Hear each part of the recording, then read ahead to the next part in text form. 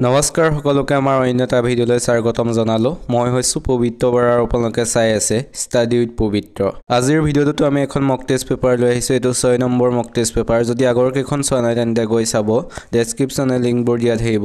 যিসকলে আমাৰ চেনেলটো এতিয়াও ছাবস্ক্ৰাইব কৰা নাই সেইসকলে চেনেলটো ছাবস্ক্ৰাইব কৰি বন্ধু বান্ধৱীৰ সৈতে শ্বেয়াৰ কৰি দিব। তেন্তে বেছি দেৰি নকৰি কুৱেশ্যনসমূহৰ মাজলৈ যাব বিচাৰিছোঁ। আজিৰ প্ৰথম কুৱেশ্যনটো তোমালোকৰ বাবে ৰখা হৈছে। ইয়াৰ উত্তৰটো কি হয় সকলোৱে কমেণ্ট কৰি জনাবা। কুৱেশ্যনটো সুধিছে, ত্যাগবীৰ বুলি আমি কোনজন ব্যক্তিক জানো? ত্যাগবীৰ বুলি আমি কোনজন ব্যক্তিক জানো সুধিছে। ইয়াৰ ৰাইট এনচাৰ কোনটো হয় অপশ্যনৰ সকলোৱে কমেণ্ট কৰি জনাব বুলি আশা কৰিলোঁ। এতিয়া আছোঁ তাৰ পিছৰ 2 নম্বৰ কুৱেশ্যনটোলৈ। 2 নম্বৰ কুৱেশ্যনটো সুধিছে, জাউতিযুগীয়া প্ৰেমৰ চহৰ বুলি কোনখন ঠাইক জনা যায়? জাউতিযুগীয়া প্ৰেমৰ চহৰ বুলি কোনখন ঠাইক জনা যায় সুধিছে। অপশ্যনৰ ৰাইট এনচাৰটো হৈছে অপশ্যন চি, তেজপুৰক। তেজপুৰক জাউতিযুগীয়া প্ৰেমৰ চহৰ বুলি জনা যায়। এতিয়া আহিছোঁ তাৰ পিছৰ 3 নম্বৰ কুৱেশ্যনটোলৈ। 3 নম্বৰ কুৱেশ্যনটো সুধিছে, অসম সাহিত্য সভাৰ প্ৰতীকটো কোনে আঁকিছিল? অসম সাহিত্য সভাৰ প্ৰতীক চিহ্নটো কোনে অংকন কৰিছিল সুধিছে। ইয়াৰ ৰাইট এনচাৰটো হৈছে অপশ্যন বি, যুগল দাসে। যুগল দাসে অসম সাহিত্য সভাৰ প্ৰতীক চিহ্নটো অংকন কৰিছিল। প্ৰতীকটো 1960 চনৰ 24 অক্টোবৰ তাৰিখে গ্ৰহণ কৰা হৈছিল। এইটো লগতে মনত ৰাখিব। এতিয়া আছোঁ তাৰ পিছৰ 4 নম্বৰ কুৱেশ্যনটোলৈ। 4 নম্বৰ কুৱেশ্যনটো সুধিছে, অসম সাহিত্য সভাৰ দ্বিতীয়জন সভাপতি কোন আছিল? অসম সাহিত্য সভাৰ দ্বিতীয়জন সভাপতি কোন আছিল সুধিছে। ইয়াৰ ৰাইট এনচাৰটো হৈছে অপশ্যন ডি, চন্দ্ৰধৰ বৰুৱা। চন্দ্ৰধৰ বৰুৱা হৈছে অসম সাহিত্য সভাৰ দ্বিতীয়জন সভাপতি। এতিয়া আছোঁ তাৰ পিছৰ 5 নম্বৰ কুৱেশ্যনটোলৈ। 5 নম্বৰ কুৱেশ্যন সুধিছে, ৰাজ্যপালক কোনে নিযুক্তি প্ৰদান কৰে? ৰাজ্যপালক কোনে নিযুক্তি প্ৰদান কৰে সুধিছে। ইয়াৰ ৰাইট এনচাৰটো হৈছে অপশ্যন বি, ৰাষ্ট্ৰপতিয়ে। ৰাষ্ট্ৰপতিয়ে ৰাজ্যপালক নিযুক্তি প্ৰদান কৰে। লগতে মনত ৰাখিব, ৰাজ্যপালৰ কাৰ্যকাল হৈছে 5 বছৰ। কুৱেশ্যন অহা দেখা যায় ৰাজ্যপালৰ কাৰ্যকাল কিমান বছৰ বুলি। ইয়াৰ ৰাইট এনচাৰ হ'ব অপশ্যন দিলে তাৰ ৰাইট যিটো থাকিব 5 বছৰ সেইটোৱে হ'ব ৰাইট এনচাৰ।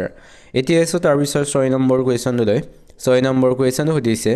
ভাৰতীয় সংবিধানৰ কোনটো অনুচ্ছেদ অনুসৰি মুখ্যমন্ত্ৰীয়ে মন্ত্ৰী পৰিষদৰ সদস্যসকলক নিযুক্তি দিয়ে? ভাৰতীয় সংবিধানৰ কোনটো অনুচ্ছেদ অনুসৰি মুখ্যমন্ত্ৰীয়ে মন্ত্ৰী পৰিষদৰ সদস্যসকলক নিযুক্তি দিয়ে সুধিছে। ইয়াৰ ৰাইট এনচাৰটো হৈছে অপশ্যন এ, 164 নং অনুচ্ছেদ অনুসৰি। 164 নং অনুচ্ছেদ অনুসৰি মুখ্যমন্ত্ৰীয়ে মন্ত্ৰী পৰিষদৰ সদস্যসকলক নিযুক্তি প্ৰদান কৰে। মনত ৰাখিব সকলোৱে। এতিয়া আছোঁ ইয়াৰ পিছৰ 7 নম্বৰ কুৱেশ্যনটোলৈ। 7 নম্বৰ কুৱেশ্যনটো সুধিছে, অসম বিধানসভাৰ প্ৰথমখন অধিৱেশন কোন চনত অনুষ্ঠিত হৈছিল? অসম বিধানসভাৰ প্ৰথমখন অধিৱেশন কোন চনত অনুষ্ঠিত হৈছিল সুধিছে। ইয়াৰ ৰাইট এনচাৰটো হৈছে অপশ্যন চি, 1937 চনত। 1937 চনত অসম বিধানসভাৰ প্ৰথমখন অধিৱেশন অনুষ্ঠিত হৈছিল আৰু এইখন অনুষ্ঠিত হৈছিল শ্বিলঙত। এতিয়া আছোঁ ইয়াৰ পিছৰ 8 নম্বৰ কুৱেশ্যনটোলৈ। 8 নম্বৰ কুৱেশ্যনটো সুধিছে, কিমান চনত অসমৰ চিলেট জিলা পূব পাকিস্তানৰ অন্তৰ্ভুক্ত হয়? কিমান চনত অসমৰ চিলেট জিলা পূব পাকিস্তানৰ অন্তৰ্ভুক্ত হয় সুধিছে। ৰাইট এনচাৰটো হৈছে অপশ্যন এ, 1947 চনত। 1947 চনত অসমৰ চিলেট জিলা পূব পাকিস্তানৰ অন্তৰ্ভুক্ত হয়। এতিয়া আছোঁ ইয়াৰ পিছৰ 9 নম্বৰ কুৱেশ্যনলৈ। 9 নম্বৰ কুৱেশ্যন সুধিছে, অসম বিধানসভাৰ দ্বিতীয়জন অধ্যক্ষ কোন আছিল? অসম বিধানসভাৰ দ্বিতীয়জন অধ্যক্ষ কোন আছিল সুধিছে। ইয়াৰ ৰাইট এনচাৰটো হৈছে অপশ্যন ডি, দেৱেশ্বৰ শৰ্মা। দেৱেশ্বৰ শৰ্মা হৈছে অসম বিধানসভাৰ দ্বিতীয়জন অধ্যক্ষ। এতিয়া আছোঁ ইয়াৰ পিছৰ 10 নম্বৰ কুৱেশ্যনলৈ। 10 নম্বৰ কুৱেশ্যন সুধিছে, অসমৰ ব্যাস বুলি কাক জনা যায়? অসমৰ ব্যাস বুলি কাক জনা যায় সুধিছে। ইয়াৰ ৰাইট এনচাৰটো হৈছে অপশ্যন এ, ৰাম সৰস্বতী। ৰাম সৰস্বতীক অসমৰ ব্যাস বুলি জনা যায়। এতিয়া আছোঁ ইয়াৰ পিছৰ 11 নম্বৰ কুৱেশ্যনলৈ। 11 নম্বৰ কুৱেশ্যনটো সুধিছে, কটন কলেজ কিমান চনত প্ৰতিষ্ঠা হৈছিল? কটন কলেজ কিমান চনত প্ৰতিষ্ঠা হৈছিল সুধিছে। ইয়াৰ ৰাইট এনচাৰটো হৈছে অপশ্যন চি, 1901 চনত। 1901 চনত কটন কলেজ প্ৰতিষ্ঠা হৈছিল। এতিয়া আছোঁ তাৰ পিছৰ 12 নম্বৰ কুৱেশ্যনলৈ। 12 নম্বৰ কুৱেশ্যন সুধিছে, পদ্মভূষণ সন্মান লাভ কৰা প্ৰথম অসমীয়া কোন? পদ্মভূষণ সন্মান লাভ কৰা প্ৰথমজন অসমীয়া কোন সুধিছে। ইয়াৰ ৰাইট এনচাৰটো হৈছে অপশ্যন এ, অমিয় কুমাৰ দাস। অমিয় কুমাৰ দাস হৈছে পদ্মভূষণ সন্মান লাভ কৰা প্ৰথম অসমীয়া। তেখেতে 1963 চনত পদ্মভূষণ সন্মান লাভ কৰিছিল। এতিয়া আহিছোঁ তাৰ পিছৰ 13 নম্বৰ কুৱেশ্যনলৈ। 13 নম্বৰ কুৱেশ্যন সুধিছে, উত্তৰ পূৰ্বাঞ্চলৰ বৃহত্তম ৰাষ্ট্ৰীয় উদ্যানখনৰ নাম কি উত্তৰ পূৰ্বাঞ্চলৰ বৃহত্তম ৰাষ্ট্ৰীয় উদ্যানখনৰ নাম কি সুধিছে ইয়াৰ ৰাইট এনসাৰটো হৈছে অপচন সি নামদফা ৰাষ্ট্ৰীয় উদ্যান নামদফা ৰাষ্ট্ৰীয় উদ্যান হৈছে উত্তৰ পূৰ্বাঞ্চলৰ বৃহত্তম ৰাষ্ট্ৰীয় উদ্যান আৰু এইখন অৱস্থিত হৈছে অৰুণাচল প্ৰদেশত এতিয়া আছো 14 নম্বৰ কোৱেশ্যনটোলৈ 14 নম্বৰ কোৱেশ্যনটো হৈছে মেঘালয়ৰ ৰাজধানী কি মেঘালয়ৰ ৰাজধানী কি সুধিছে ইয়াৰ ৰাইট এনসাৰটো হৈছে অপচন এ শিলং শিলং হৈছে মেঘালয়ৰ ৰাজধানী এতিয়া আছো আজিৰ 15 নম্বৰ কোৱেশ্যনটোলৈ 15 নম্বৰ কোৱেশ্যন সুধিছে মিৰ জুমলাৰ লগত কোন পৰিবাজক অসমলৈ আহিছিল মিৰ জুমলাৰ লগত কোন পৰিবাজক অসমলৈ আহিছিল সুধিছে ইয়াৰ ৰাইট এনসাৰটো হৈছে অপচন সি শিহাবুদ্দিন তালিচ মিৰ জুমলাৰ লগত অসমলৈ আহিছিল এতিয়া আছো তাৰ পিছৰ 16 নম্বৰ কোৱেশ্যনটোলৈ 16 নম্বৰ কোৱেশ্যন সুধিছে পেৰুৰ ৰাজধানী কি সুধিছে ইয়াৰ ৰাইট এনসাৰটো হৈছে অপচন এ লিমা হৈছে পেৰুৰ ৰাজধানী এতিয়া আছো তাৰ পিছৰ 17 নম্বৰ কুৱেশ্যনটোলৈ 17 নম্বৰ কুৱেশ্যনটো সুধিছে ব্ৰিটিছ শাসকৰ বিৰুদ্ধে বিদ্ৰোহ কৰা প্ৰথমজন আহোম ৰাজকোঁৱৰৰ নাম কি ব্ৰিটিছ শাসকৰ বিৰুদ্ধে বিদ্ৰোহ কৰা প্ৰথমজন আহোম ৰাজকোঁৱৰৰ নাম কি সুধিছে ইয়াৰ ৰাইট এনসাৰটো হৈছে অপচন সি গোমধৰ কোঁৱৰ হৈছে ব্ৰিটিছ শাসনৰ বিৰুদ্ধে বিদ্ৰোহ কৰা প্ৰথমজন আহোম ৰাজকোঁৱৰ এতিয়া আহিছো 18 নম্বৰ কুৱেশ্যনটোলৈ 18 নম্বৰ কুৱেশ্যন সুধিছে তলৰ কোনখন ব্ৰহ্মপুত্ৰৰ দক্ষিণ পাৰৰ উপনৈ তলত দিয়া কোনখন ব্ৰহ্মপুত্ৰৰ দক্ষিণ পাৰৰ উপনৈ সুধিছে ইয়াৰ অপচনত দিছে ধলেশ্বৰী জাতিংগা জিৰি বুঢ়ীদিহিং ইয়াৰ ৰাইট এনসাৰটো হৈছে অপচন ডি বুঢ়ীদিহিং হৈছে ব্ৰহ্মপুত্ৰৰ দক্ষিণ পাৰৰ উপনৈ এতিয়া আহিছো তাৰ পিছৰ 19 নম্বৰ কুৱেশ্যনটোলৈ 19 নম্বৰ কুৱেশ্যন সুধিছে জিএসটি প্ৰথমে কোন দেশত আৰম্ভ হয় জিএসটি প্ৰথমে কোনখন দেশত আৰম্ভ হয় সুধিছে ইয়াৰ ৰাইট এনসাৰটো হৈছে অপচন বি ফ্ৰান্স দেশত প্ৰথমে জিএসটি আৰম্ভ হয় এতিয়া আছো আজিৰ 20 নম্বৰ কুৱেশ্যনটোলৈ 20 নম্বৰ কুৱেশ্যন সুধিছে অসমত প্ৰথম নৈশ বাছৰ চলাচল কেতিয়া আৰম্ভ হয় অসমত প্ৰথম নৈশ বাছৰ চলাচল কেতিয়া আৰম্ভ হয় সুধিছে ইয়াৰ ৰাইট এনসাৰটো হৈছে অপচন সি 1979 চনত অসমত প্ৰথম নৈশ বাছৰ চলাচল আৰম্ভ হয় আপোনালোকে ভিডিওটো চাই কেনেকুৱা পাইছে সকলোৱে কমেন্ট কৰি জনাব যদি ভাল পাইছে তেনেহলে চেনেলটো সাবস্ক্ৰাইব কৰি ভিডিওটো এটা লাইক কৰি বন্ধু বান্ধৱীৰ সৈতে শ্বেয়াৰ কৰি দিব আৰু যদি ভিডিওটো ফেচবুকত চাই আছে তেন্তে পেজখন ফলো কৰি ভিডিওটো শ্বেয়াৰ কৰি দিব এতিয়া আছো তাৰ পিছৰ 21 নম্বৰ কুৱেশ্যনলৈ 21 নম্বৰ কুৱেশ্যন সুধিছে সৌৰজগতৰ আটাইতকৈ ঠাণ্ডা গ্ৰহ কোনটো সুধিছে ইয়াৰ ৰাইট এনসাৰটো হৈছে অপচন বি নেপচন হৈছে সৌৰজগতৰ আটাইতকৈ ঠাণ্ডা গ্ৰহ এতিয়া আছো তাৰ পিছৰ 22 নম্বৰ কুৱেশ্যনলৈ 22 নম্বৰ কুৱেশ্যন সুধিছে 1757 চনত কোনটো ঐতিহাসিক ঘটনা সংঘটিত হৈছিল 1757 চনত তলত দিয়া কোনটো ঐতিহাসিক ঘটনা সংঘটিত হৈছিল সুধিছে ইয়াৰ ৰাইট এনসাৰটো হৈছে অপচন এ পলাশী যুদ্ধ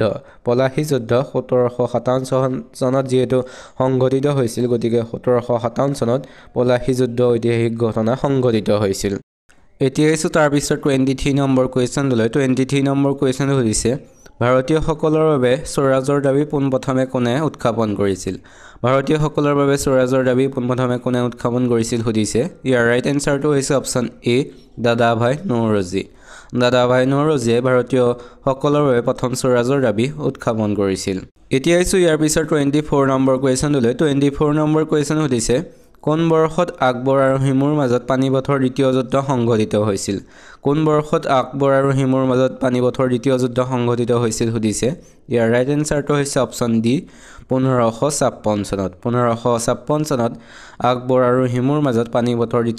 দ্বিতীয়খন যুদ্ধ সংঘটিত হৈছিল এতিয়া আছো তাৰ পিছত 25 নম্বৰ কুৱেশ্যনলৈ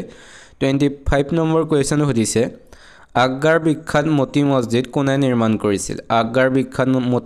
কোনে নিৰ্মাণ কৰিছিল সুধিছে ইয়াৰ ৰাইট এনসাৰটো হৈছে অপচন এ শাহজাহানে আগ্ৰাৰ বিখ্যাত মতি মছজিদ নিৰ্মাণ কৰিছিল এতিয়া আছো আজিৰ 26 নম্বৰ কুৱেশ্যনটোলৈ 26 নম্বৰ কুৱেশ্যন সুধিছে বিশ্ব গ্ৰাহক দিৱস কেতিয়া পালন কৰা হয় সুধিছে ইয়াৰ ৰাইট এনসাৰটো হৈছে অপচন বি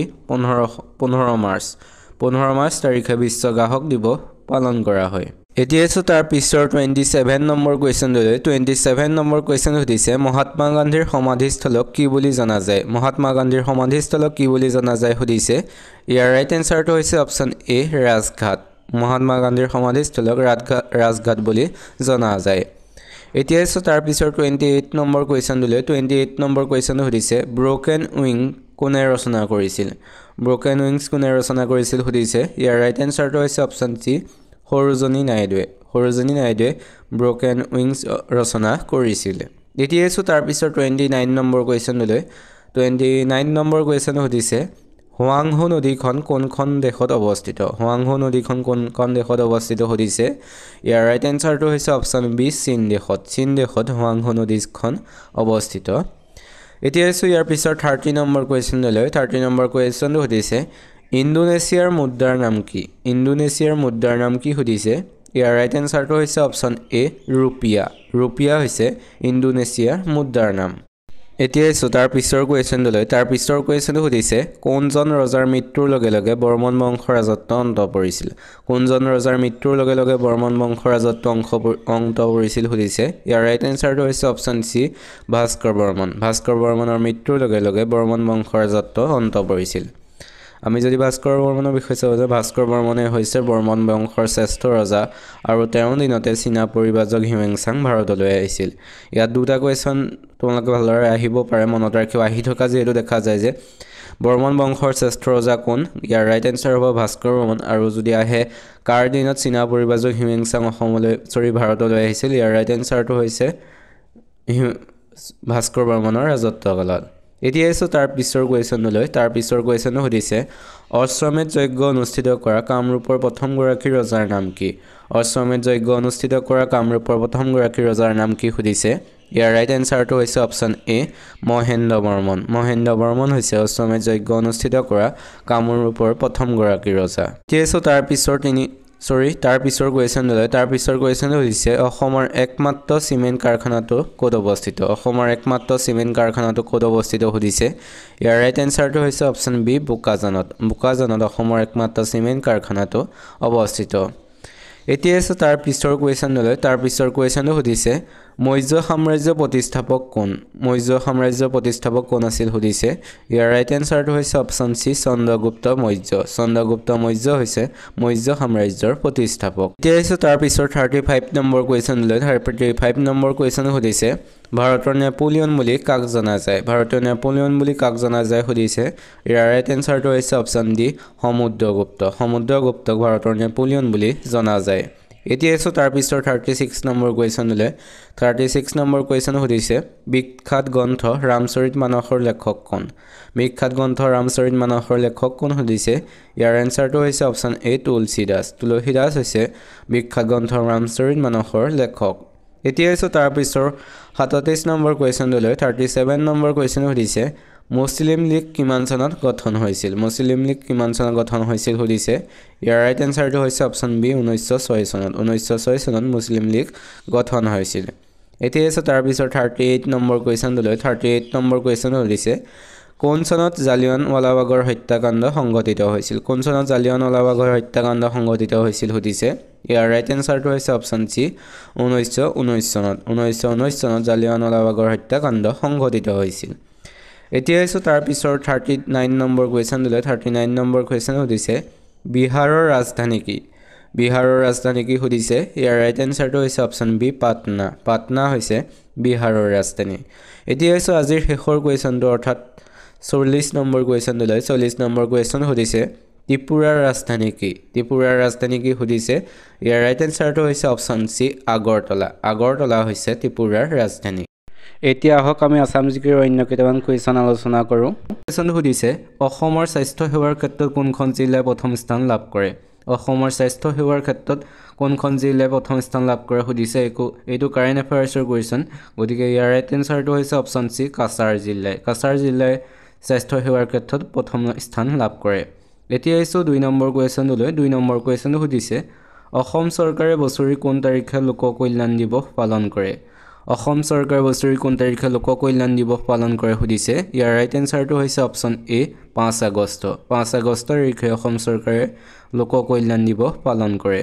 এতিয়া আহিছোঁ তাৰ পিছৰ 3 নম্বৰ কুৱেশ্যনটোলৈ 3 নম্বৰ কুৱেশ্যনটো সুধিছে চমাংকান উৎসৱ কোনটো জনগোষ্ঠীয়ে পালন কৰে চমাংকান উৎসৱ কোনটো জনগোষ্ঠীয়ে পালন কৰে সুধিছে ইয়াৰ ৰাইট এনসাৰটো হৈছে অপচন বি কাৰ্বিসকলে চমাংকান উৎসৱটো পালন কৰে উৎসৱৰ ওপৰত কুৱেশ্যন যেহেতু আহি থাকে গতিকে সকলোৱে ভালদৰে চাব এতিয়া আহিছোঁ তাৰ পিছত 4 নম্বৰ কুৱেশ্যনটোলৈ 4 নম্বৰ কুৱেশ্যনটো সুধিছে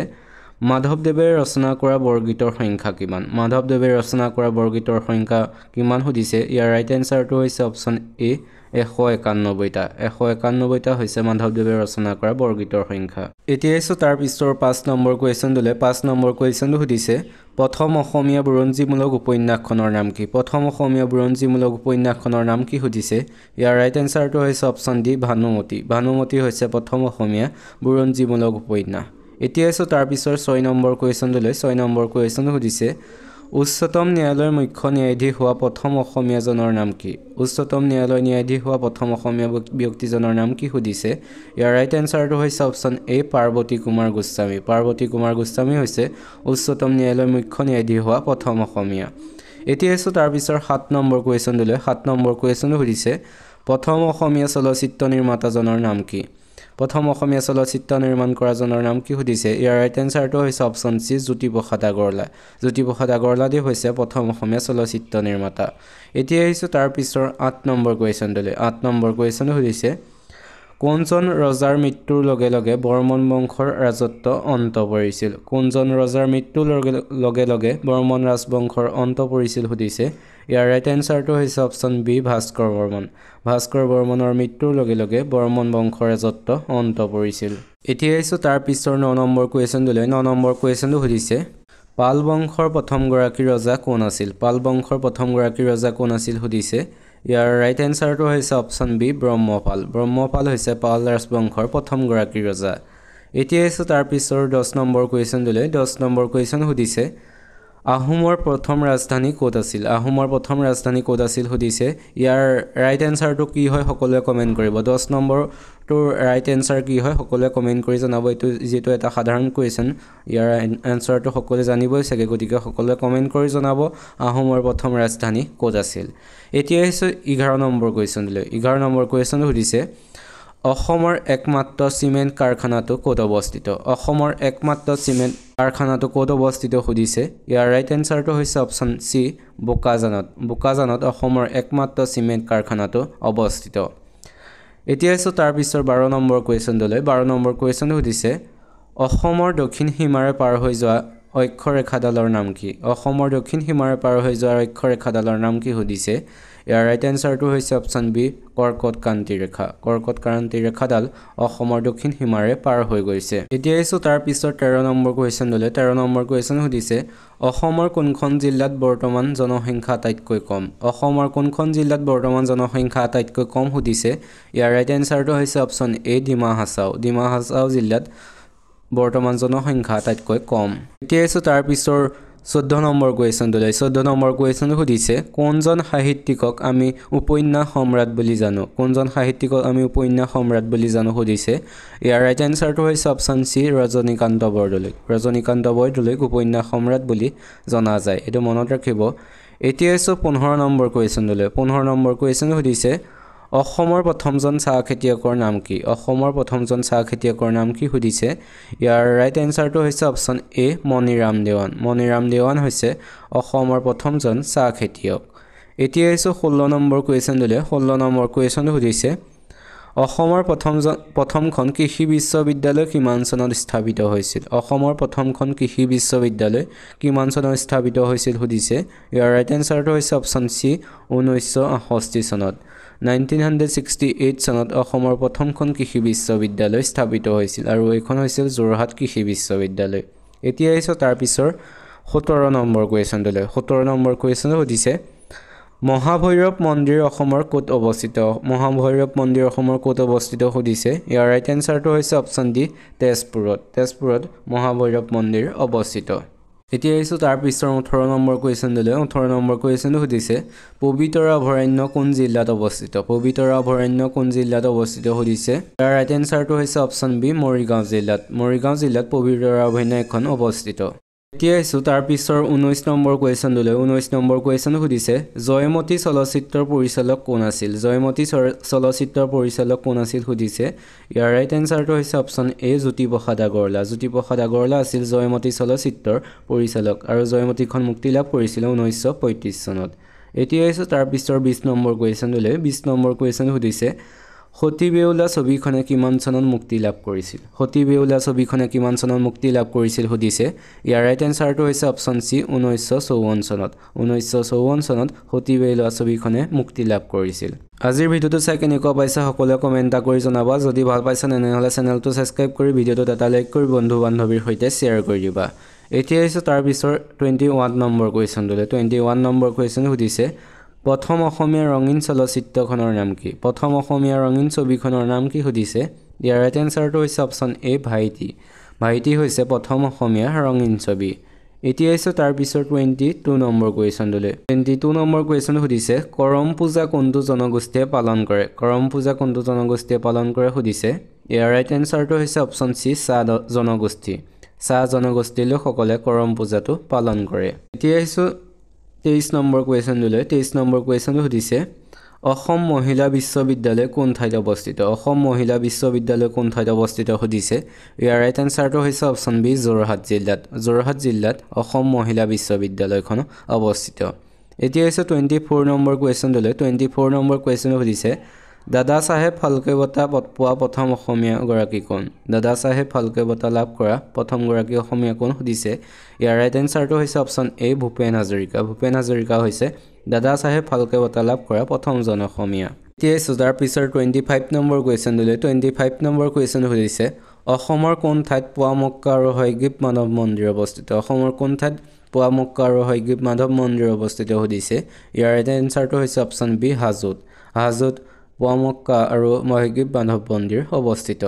এতিয়া আহিছোঁ 26 নম্বৰ কুৱেশ্যনটোলৈ 26 নম্বৰ কুৱেশ্যন সুধিছে কলিকতাৰ পৰা প্ৰকাশিত প্ৰথম অসমীয়া আলোচনী কোনখন আছিল কলিকতাৰ পৰা প্ৰকাশিত প্ৰথম অসমীয়া আলোচনীখনৰ নাম কি সুধিছে ইয়াৰ ৰাইট এনসাৰটো হৈছে অপচন সি